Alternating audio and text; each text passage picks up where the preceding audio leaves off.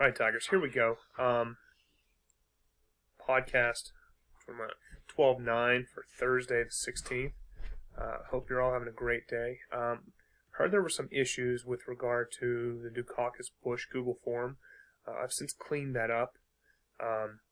As soon as there's an issue, you guys got to let me know. If there's a link that's bad, I apologize for it. I don't know what happened, but you got to let me know. I talked to one of my guys, and they said we were saying that we couldn't get this to work. If that's the case, then you got to let me know. Don't talk as a group. I mean, that's great too, but you got to immediately let me know so that I can handle it on my end to make sure we're good to go. Okay? So for today, the focus is, guys, these issues that arose during the Bush administration and what level of success, like what caused some of these issues. Remember, on Friday, I want you to be there on Friday. Okay, I will record it in Blackboard Collaborate, but we are going to review on Friday. So it's good. If it's possible, if you can be there, great. Okay? If you don't have a conflict, I expect you to be there. If you have a conflict with another class, I get it, but then you have to come back and do the Blackboard Collaborate. It's good to see everybody pop on to Collaborate so that I know that you guys are actively involved. Okay? So along that line of what's going on here, okay?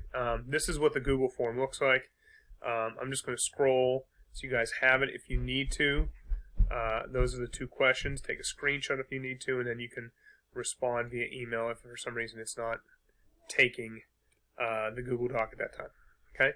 But the focus for today is Bush's domestic policy, and here we are with what's going on. So, guys, everything connects.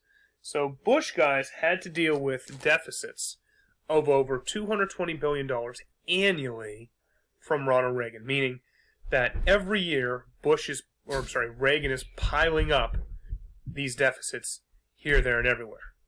So Bush, being a fiscal conservative, believed that he had to balance the budget, okay? Meaning whatever money is income from the tax revenue would equal whatever's spent and going out from the federal government.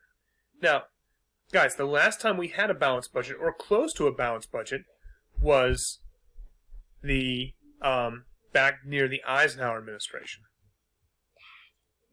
So, the argument that was going forward to balance the budget was that Democrats were saying, we need tax raises, we need tax increases. Republicans said, well, we need to cut spending. So, at the end of the Cold War, with the collapse of the Soviet Union, we're now building all of these military weapons, and there's nobody to actually fight them.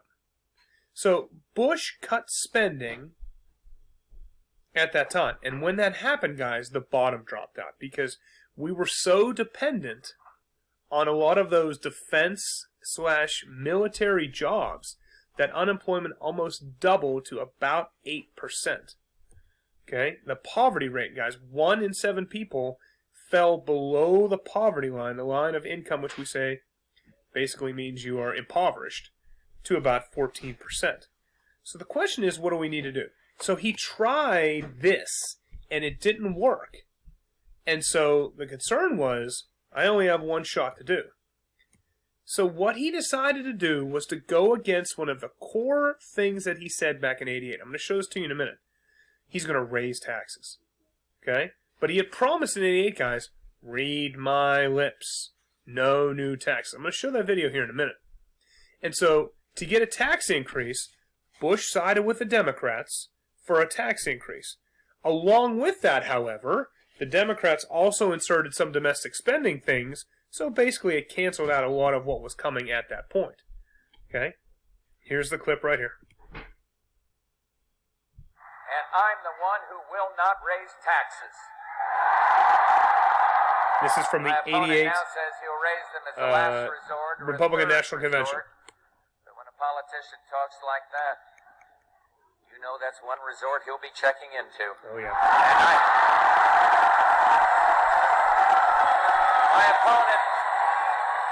my opponent won't rule out raising taxes, but I will, and the Congress will push me to raise taxes, and I'll say no, and they'll push, and I'll say no, and they'll push again, and I'll say Here it comes. to them, Watch. read my lips. The people are going crazy.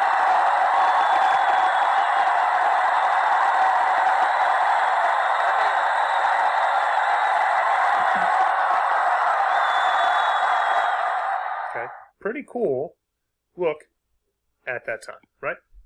Okay, so what happens is, guys, we've got budget deficits, savings and loan. It's going to cause the president's popularity to dip. We talked about it being 89% at the end of the Persian Gulf War. But deficits, the savings and loan crisis, and this idea of breaking this line of no new taxes comes back to haunt him. The other thing that came out, guys, were the issues with Iraq, in that the goal of Operation Desert Storm was to liberate Kuwait. Remember, we said it wasn't to get Saddam. And the rationale that Bush gave, because it wasn't one of the goals and we wanted to maintain the balance of power in the region, is really important. However, publicly, with Saddam staying in power and him not complying with the terms of the agreement that were negotiated, it made Bush look weak, and people question aloud, maybe we should have gone in. The other thing that starts to hit at this time, guys, is what's referred to as a negative trade balance. Okay, and it starts to grow at this point. Notice here through the 60s and the 70s, a little bit of the 80s, but then starting with Reagan, this trade balance starts to grow, where we're importing more than we're exporting at this time. And we talk about this issue with China and other nations and this, that, and the other. And the numbers start to grow. This is just with China at this point. And you see that we're starting to bring in more and more and more. So what happens is, during a lot of this deregulation, a lot of the companies that were in the area decided to move to other places. So this is a really important slide to make sure we're clear. In 1990, guys, the recession hit. And one of the things, and I want you to make sure you write this down, what happened after we got done with this was what's referred to as a jobless recovery, meaning we came out of the recession, but the unemployment rate was still high. That's what happens when it's referred to as a jobless recovery. But some of these things weren't Bush's fault. The stock market crash of 87, and the market fell by 22%, a loss of consumer confidence based on these giant deficits we were taking on. Savings and loan, people are defaulting on their home mortgages. Okay? And then we talked about this negative trade balance and the layoffs. And the last point is, guys, when war broke out in the Middle East, the price of oil skyrocketed. And we already talked about when, during the Nixon administration, when the price of oil skyrockets, that's that negative supply shock, and we run into a bit of stagflation here at this point. Okay? So, some benefits that do occur at the time. So, one of the benefits that does come, and one of Bush's greatest accomplishments, is the ADA. It's a landmark bill prohibiting discrimination against 43 million people at this time. Any public location must not discriminate against people with physical or mental disabilities. So any new construction from this point on deals with this aspect. Okay? So I know at NAI they did some remodeling and then they had to add an elevator. Right? One of those things, right? Anytime there's anything new, excuse me, put in place, like there's updates at McKnight going on, there's updates at Franklin going on, all of those updates must be ADA compliant. Okay? So one of the huge successes of the Bush administration is this right here. Okay? The last thing that we want to bring up here, guys, to discuss is this issue with your lasting legacy. The statement is, all first-term presidents want a second term. And all second-term presidents want a lasting legacy. One of the ways that you can achieve a lasting legacy is with your appointments to the court. Okay? So, President Bush, during his one term in office, had an opportunity to appoint two Supreme Court justices, David Souter and Clarence Thomas. Now, what's interesting is, though, sometimes you think you're getting a conservative, and you end up not getting that. David Souter was thought to be much more conservative than what his rulings have been on the Supreme Court. Clarence Thomas has been a rock-solid conservative. But what's important here is, as he was going, they were vetting him, meaning they were looking into his background and this, that, and the other. He was accused of a new term that we sort of hadn't hit in the American lexicon at this point, this idea of sexual harassment. He had said things and written down things of a sexual nature in terms to this Maryland law professor, Anita Hill.